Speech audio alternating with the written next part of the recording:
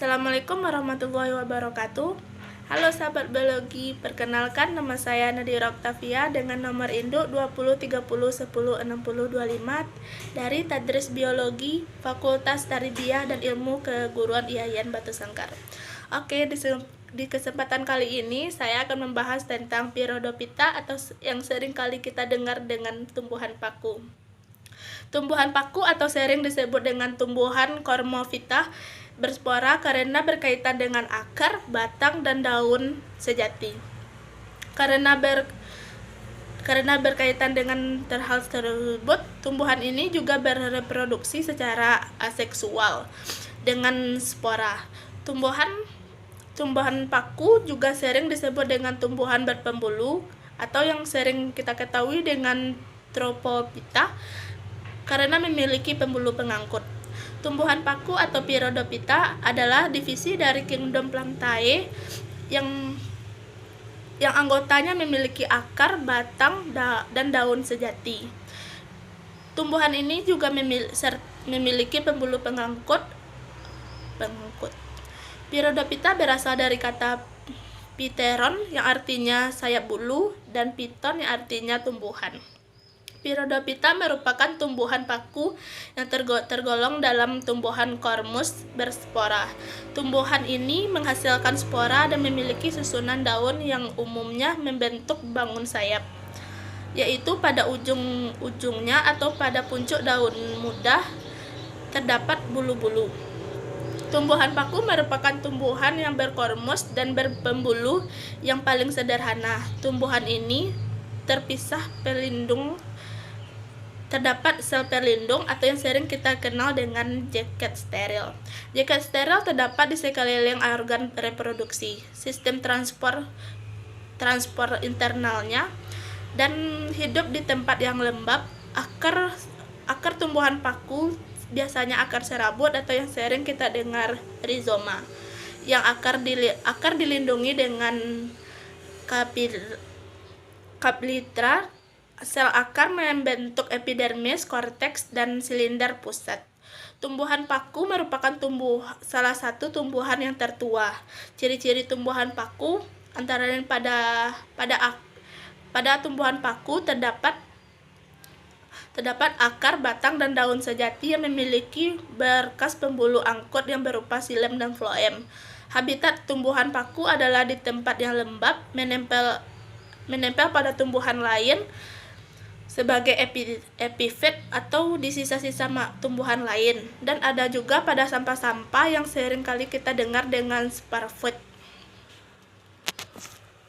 Tumbuhan paku tidak memiliki biji seperti layaknya tumbuhan lain.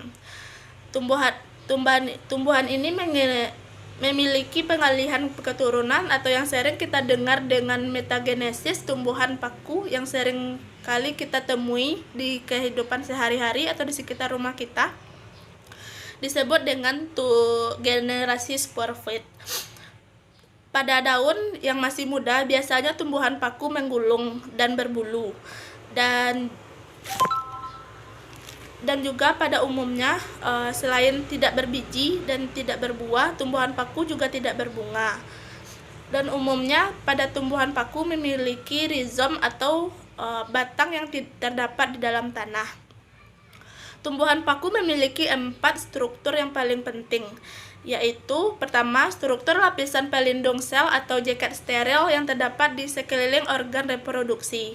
Kedua, embrio seluler yang terdapat dalam archegonium. Ketiga, kutikulum pada bagian luar. Dan yang terakhir dan yang paling penting adalah sistem transport internal yang mengangkut udara dan zat makanan dari dalam tanah. Sistem transport ini sama baiknya seperti pengorganisasian transport air dan zat makanan pada tumbuhan tingkat tinggi. Struktur tumbuhan paku beragam. Pertama, struktur pada akar tumbuhan paku bersifat seperti akar serabut atau ujungnya dilindungi dengan kapitra yang terdiri atas sel-sel yang dapat dibedakan dengan sel-sel yang itu sendiri. Kedua, struktur pada batang pada sebagian jenis paku batang terdapat di dalam tanah atau tidak terlihat. Karena terdapat di dalam tanah berupa biasanya muncul berupa rimbang.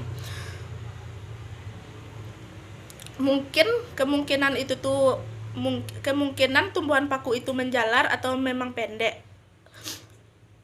Pada umumnya paku yang batangnya di dalam tanah bisa sekitaran 0,5 meter di atas tanah, dan ada beberapa jenis paku yang bisa mencapai ketinggian 5 meter.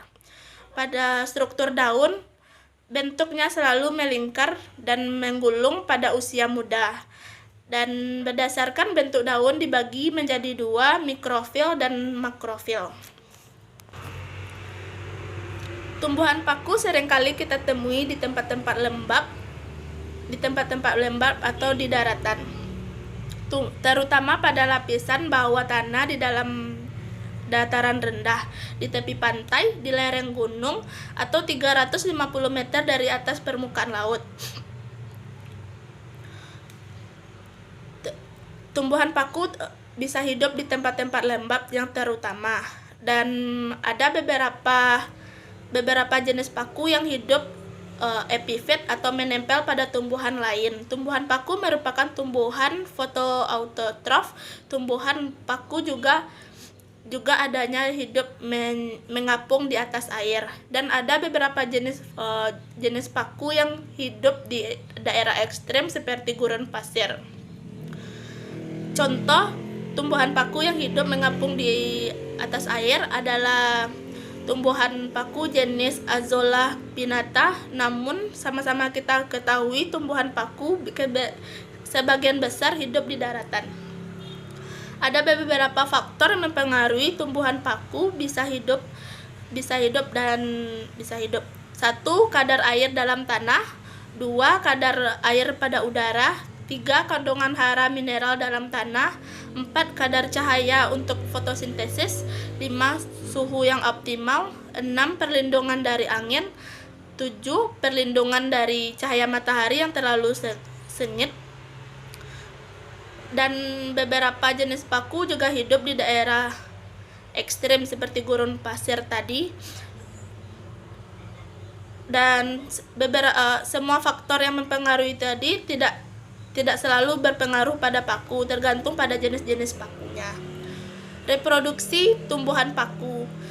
Tumbuhan paku memiliki reproduksi.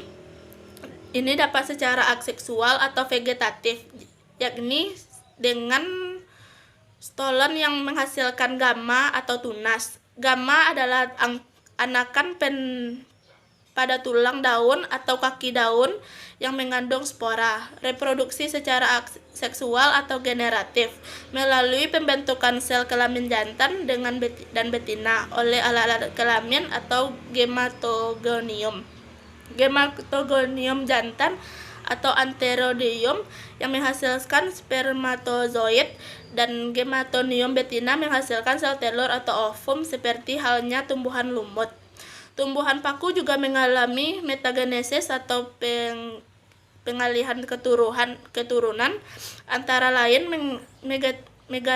metagenesis paku homospora dan metagenesis paku heterospora dan paku peralihan. Tumbuhan paku saat ini memiliki 12.000 spesies di berbagai penjuru. Berbagai jenis tumbuhan paku bisa hidup di daerah manapun atau dataran manapun di daratan dengan iklim yang berbeda. Tumbuhan paku yang bisa hidup karena tumbuhan paku bisa hidup di berbagai tempat dengan berbagai iklim. Tumbuhan paku juga memiliki jenis tumbuhan paku purba, seperti contohnya subdivisi Kycopsida, subdivisi Sphenopsida, 3 subdivisi Peropsida, dan terakhir Psilopsida dan ada beberapa macam jenis paku purba lainnya.